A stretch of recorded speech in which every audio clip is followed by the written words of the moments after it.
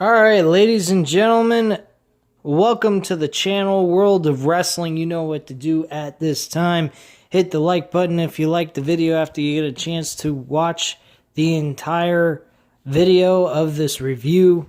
Also, ladies and gentlemen, leave a comment down below of anything you want to make a comment of, any critiques on the video, anything you'd like to talk about, my opinions on the show.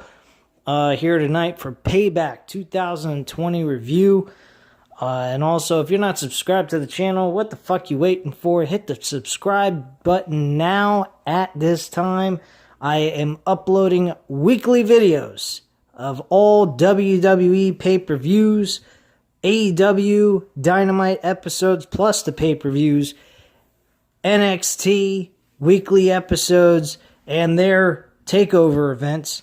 And also all UFC and soon Bellator, which will be on September 12th and the 13th. I will be uploading 2 videos back to back for those 2 nightly shows.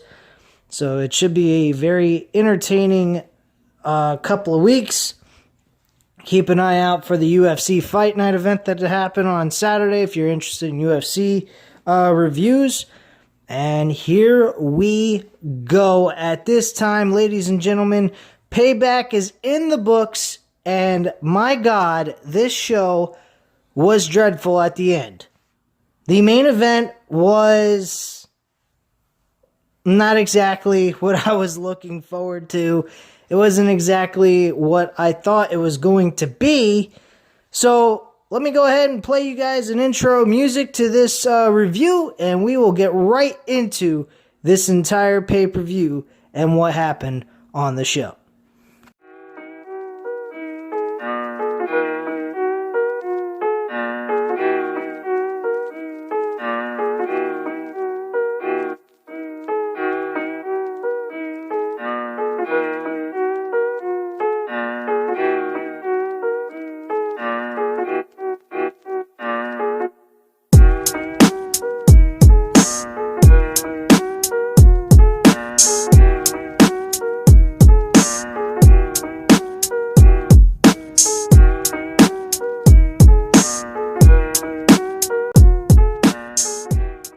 Alright, ladies and gentlemen, I hope you enjoyed that intro music, a couple of seconds or so going into the video. Let's go right over this entire card and go over the results of the matches and just give you my overall ratings of these matches. One thing I will point out that I noticed that was very interesting, they advertised Clash of Champions twice. Once at the, in a video package, and then another with Michael Cole and Corey Graves showing a graphic of a different date for the pay-per-view of Clash of Champions. Clash of Champions in a video package said September 20th.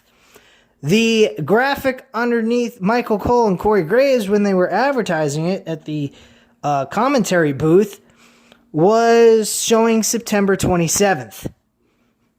Don't quite understand that one. That was a huge mess up right there. I don't get that one whatsoever. So I don't know if it's September 20th or September 27th. And if I didn't look it up online, I wouldn't even know what fucking date to tune in for this event. Good job, WWE. Way to kickstart right off to the next pay-per-view for September. Woo! This company is shit. Let me tell you, folks.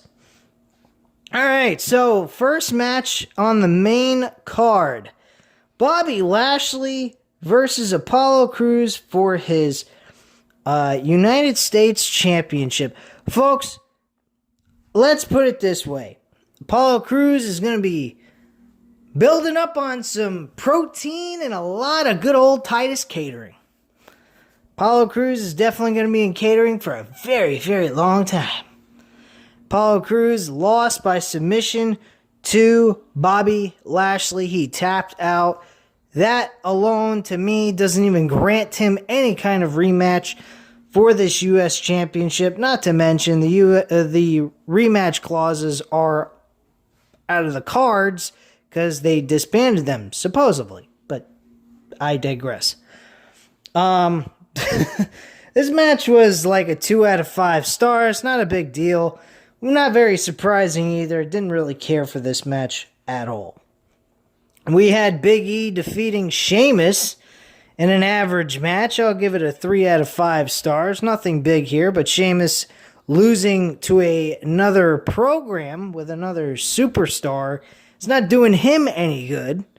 I kind of figured Sheamus would get a win here to have some kind of rivalry going on with Big E, and unfortunately that was not the case.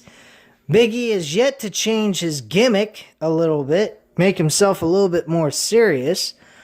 He's still playing the New Day gimmick as a singles competitor, which I don't particularly care for all that much. Thankfully, he isn't in a world championship match of any sort, like the Intercontinental or the Universal Championship, which I don't believe is going to happen. It would be interesting, though, now that Roman Reigns is Universal Champion. I mean, you guys already knew that was coming anyway. But it would be interesting, Big E versus Roman Reigns for the Universal Championship at WrestleMania if they do something really huge with Big E here. And make him more serious than a fucking dumbass. That would be a good match, in my opinion. A match that's never happened before either. So that would be kind of intriguing for a WrestleMania match. But I don't see that coming anytime soon, especially the way Big E's performing as a wrestler, being this goofy character as a singles competitor, so I don't see that happening anytime soon. Moving on, Matt Riddle defeating King Corbin. This match was very good. Probably one of the better matches King Corbin has ever had on the main roster. Matt Riddle and him worked very well together. I was very surprised because I'm not a big fan of King Corbin, but his match with Matt Riddle is very decent. I'm giving it a 4 out of 5 stars. Maybe that's a little bit too high for a rating, but I thought it was pretty damn good. So I'm giving it that rating. Shayna Baszler and Nia Jax actually defeat Sasha Banks and Bayley for the tag team titles. This match was a lot of fun. I enjoyed this very much, and I'm going to give this one a 4 out of 5 stars, despite Nia Jax being in the fucking match. Nia Jax in one spot actually took Sasha Banks and clanked her head up against the barricade when she had her in this powerbomb position, and she just started smashing her head on both sides of the barricade, on one side to the other. And I thought one of those spots, or one of the times that she whacked Sasha Banks' head to the barricade, she might have gave her a concussion. Fortunately enough, she was able to continue the match. Shayna Baszler pretty much won this for her team. Nia Jax was nowhere to be found most of the match. She was ending up getting her ass kicked by two wrestlers, while Shayna Baszler managed to make both of them, one of them, tap out while the other is still in the submission hold with Shayna Baszler. Shayna Baszler had them both in a submission hold, and Bayley tapped out. She was in a rear naked choke, actually.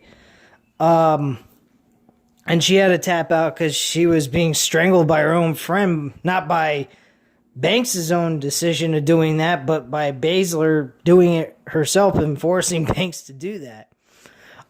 Very impressive by Banks. She really held her own in this matchup. Seeing Baszler against Banks or Bayley would be a fun future match to see in a one-on-one matchup, like in a pay-per-view built-up storyline towards a mega match for a pay-per-view. I would be all for. I didn't like the ending. We didn't get to see an actual turn on either one of Bayley or Sasha Banks turning on the other. I thought maybe that would have occurred, and unfortunately there was no revenge by Banks at all. Banks didn't turn on Bayley whatsoever. It would have been a lot better if she would have just turned on Bayley during the match, walked away, and said, "Fuck it, I'm done." At least it would have been, I don't know, a little bit more eventful. I don't get it. Why the fuck they didn't just pull the trigger on it. They kept hinting it. They kept giving us clues in that promo for that go-home show for SmackDown, and yet they didn't give us anything. This was just a clean victory by Baszler and Jax, and that was it.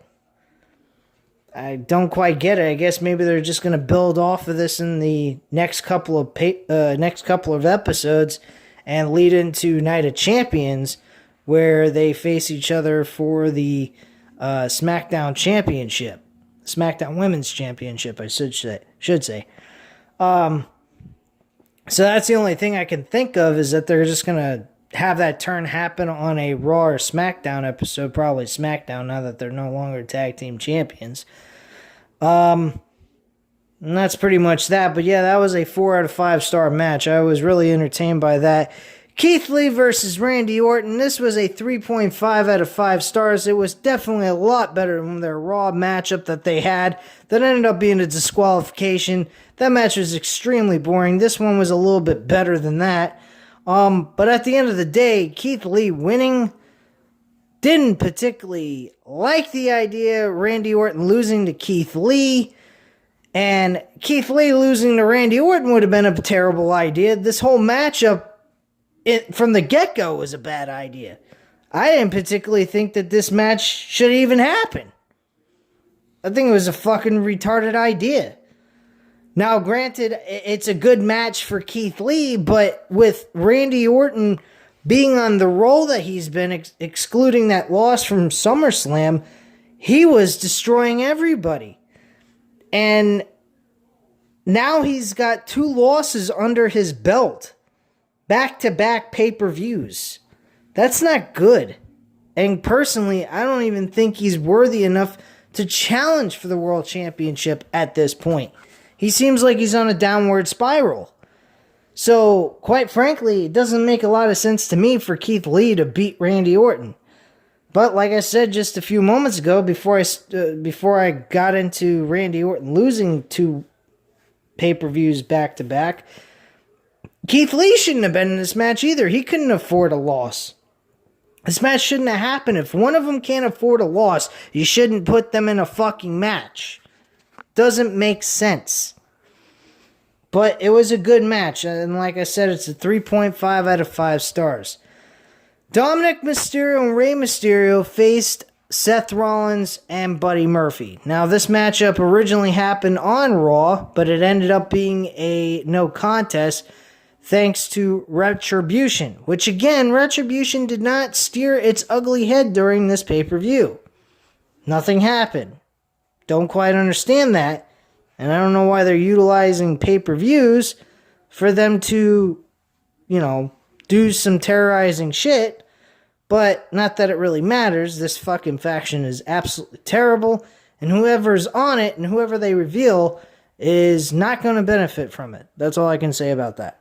This is a terrible, terrible faction that I think is probably by far one of the worst factions I've ever seen.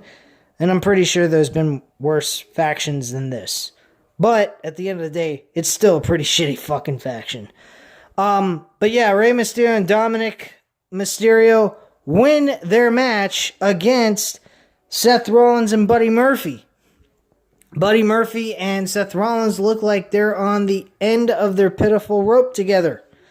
They look like they're about ready to split. Because Seth Rollins at the end of this match was pissed at Buddy Murphy because it looked like Seth Rollins was trying to do a powerbomb into the corner with Buddy Murphy on the apron as the legal man, trying to do a running kick to the back of the neck of Seth Rollins, simultaneously getting powerbombed into the corner. And Mysterio countered this into a Hurricanrana and ends up kicking his own partner Seth Rollins in the head, knocking him completely out of the match. And Dominic Mysterio hitting the 619 and a frog splash for the 1-2-3 on Buddy Murphy. Very good match. Very entertaining. Very much like the SummerSlam matchup, but I think the SummerSlam match was a lot better than this. being emotionally, I thought it was better, SummerSlam's match. This was a fun tag team matchup with father and son versus Seth and Buddy Murphy. Personally, you guys may think I'm a little crazy here, but they would be very useful for the tag team division. Yeah, granted, granted Rey Mysterio and Dominic being a very young person and only having 2 matches under his belt, wouldn't it make more sense to put Dominic Mysterio and Rey Mysterio in the tag team division and at Night of Champions have them win, or Clash of Champions, whatever the fuck they call it, and have them win the tag team titles from the Street Profits? I think that would be a great idea. Granted, the tag team division's kind of dead. Maybe build up War Raiders again, Viking Raiders, whatever the fuck you want to call them, and make them more serious like they used to be before they came to the main roster. I mean, a couple of things to think about. But hey, that's just me. Let me know what you guys think about that comment with Mysterio and Dominic as tag team partners and possibly winning the tag team titles. I think they could be very useful for the tag team division on Monday Night Raw. And then we have the good old no-holds-barred triple threat match for the Universal Championship. That wasn't much of a triple threat match at all, if you really think about it. You had Braun Strowman and Bray Wyatt beating the shit out of each other. I felt like I was watching a rerun of SummerSlam from last week, only without the SummerSlam logo and all that other shit going on. And then, finally, they do a fucking suplex off the top rope and break the ring, like we've seen on millions of other situations or spots in WWE when you have 2 large guys on the top rope doing a suplex off the top rope to the mat. It usually breaks. And then Roman Reigns decided to appear and sign the contract and then show up in the match. And he seemed a little unsure of himself and what he needed to do. Pins one of them, they kick out. Bray Wyatt was the first that kicked out. Braun Strowman then kicked out of a pinfall. And before he got in the ring, he had a steel chair in his hand. And then he dropped the steel chair to get in the ring and pin one of them. And then sits there and goes, gee, I don't know what to do. What am I supposed to do now? He's acting like he doesn't know what the fuck he's gonna do. He's looked dumb and retarded as if he can't win a match. This is not the same Roman Reigns we're used to. We're used to hating his guts because he would win all the time, because he was always certain of himself. In this match, he was not certain of himself. He seemed like he was guessing himself. He was like guessing on what to do. What I don't understand is why he didn't just bring the chair in the first place. See, Vince McMahon, you need to make some sense of this. Well, why'd you have him come out with a chair if he was going to drop it by the ring and then pin one of them and then go, gee, I don't know what to do now. What am I going to do? You look like a fucking dumb idiot. It was bad enough he wasn't even in the match. It's another thing to make him come out looking like a fucking ass. And that's basically what Vince McMahon did with Roman Reigns on this heel turn. He made him look like a complete fucking ass. So he grabs a chair, he starts beating the shit out of both of them. He pins one of them. I think it was Bray Wyatt again. He kicks out. He pins Braun Strowman after he hits him a few times with a chair. He kicks out as well. And then out of nowhere, Bray Wyatt comes up out of nowhere, puts the mandible claw on Roman Reigns. Roman Reigns looks like he's going to be defeated. He low blows Bray Wyatt into the nuts, and Bray Wyatt rolls out of the ring and to the floor outside of the ring.